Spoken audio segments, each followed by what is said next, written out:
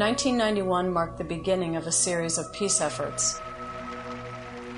Of the most recent and well-known were the negotiations that took place in the summer of 2000 at Camp David with then-President Bill Clinton, PLO Chairman Yasser Arafat, and former Israeli Prime Minister Ehud Barak.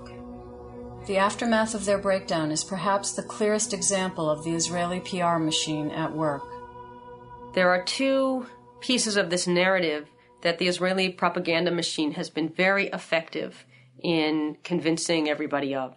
The first is that what happened at Camp David was that Barak made the most generous offer that any Israeli ever had or would make.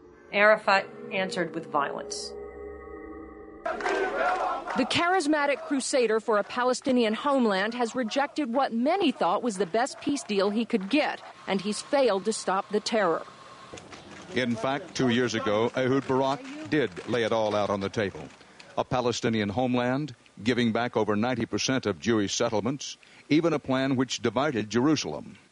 What was being offered to the Palestinians was an impossible deal that no Palestinian leader could possibly have accepted. They proposed creating a Palestinian state in most of the West Bank and Gaza Strip. But this state was not going to have control over its borders.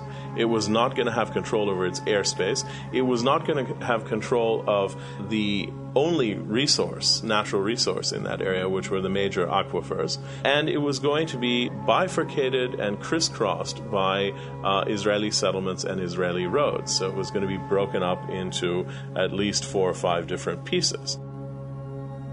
It was a nominal Palestinian state within effectively a greater Israel.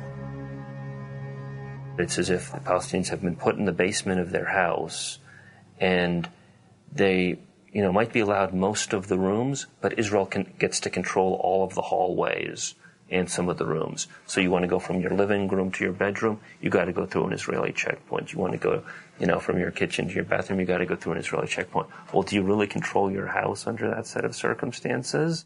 It did not offer Palestinians unimpeded access to their holy sites, and it did not offer Palestinians any solution to the 3 million Palestinian refugees who live in these refugee camps under horrendous conditions.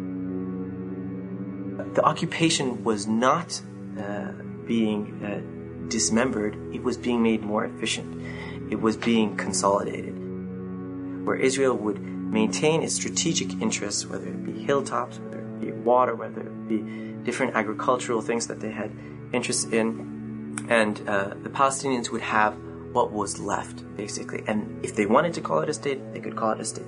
If they wanted to print postage stamps, they could print postage stamps. If they wanted to have a national anthem, feel free.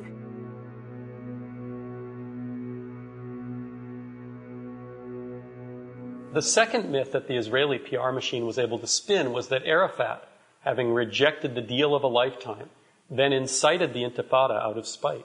The failure of these negotiations, which the United States supported, in which the Israelis made serious offers, that the Palestinians in leadership decided on a strategy of street fighting as a response.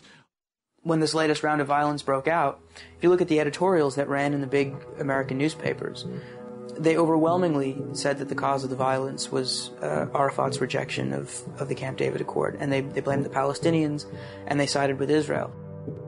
This intifada had very little to do with Camp David, because on the ground, parallel to what the leaders were talking about, who had become so many talking heads as far as the average Palestinian was concerned, you had ongoing land expropriation, tree uprootings, road building. Settlements were being expanded at a quicker pace under Barak than they had been under Netanyahu. Unfair water allocation, by which many Palestinians in the summer and fall have approximately 2 hours of running water a week, when next door you can have a settlement with green lawns and a swimming pool. So what are people supposed to think? Rightly or wrongly, this said to people, this is not a peace process. And even if it is, by the time it's concluded, everything I have is going to be gone. It's going to be expropriated. So what's in it for me? On September 28, 2000, Ariel Sharon, then Israel's defense minister, sparked the Palestinian Intifada with a provocative visit to a site in Jerusalem, holy to both Jews and Muslims.